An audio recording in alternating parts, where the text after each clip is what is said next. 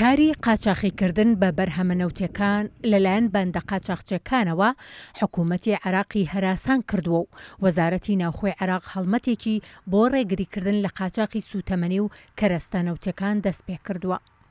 بەپێی ئەو ئامارانەی بڵاو کراونەتەوە لەلایەن دەستگا ئەمنیەکانی عێراق نزیکەی 1000 کەسیان دەستگیر کردووە کە کاری قاچاقی نەوت و بنزین و غازیان کردووە و دەستیشیان بەسەر 700 تانکەری قاچاقی سوتەمەنیدا گرتووە. بەپێی ئامارێکی وەزارەتی ناوخۆی عێراق لە 2 ڕۆژی ڕابردوودا لە 9 پارێزگای ناوەڕاست و باشووری عێراق لە ئۆپراسیۆنێکدا 500,000 لیتر بنزین و غازی قاچاق دەستی بەسەردا گیراوە کە هەوڵ دراوە لە ڕێگەی 18 تەنکەرەوە بگوازرێتەوە و شۆفێرەکانیشیان دەستگیر کراوە.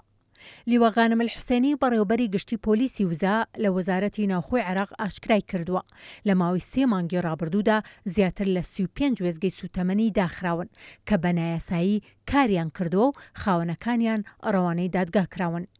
لە هەندێک ناوچەی عێراق لەلایەن باندەکانی بە قاچاقبردنی نەوت بۆریە نەوتیەکان کون دەکرێن دواتر بە تانکەر لە ناوخۆی وڵات و هەندێک جار دەنێرێن بۆ دەرەوە و ساغ دەکرێنەوە.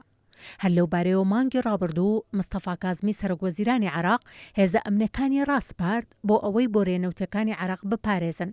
حاکم زاملی جێگری یەکەمی پێشووی سەرۆکی ئەنجومەنی نوێنەرانی عێراق باسی لەوە کردووە بە قاچاقبردنی بەرهەمەنەوتیەکان لەلایەن باندەکانەوە هێندە زۆرە دەگاتە نیوەی قەبارەی سەرچاوی ڕاستەقینەی نەوتی عێراق.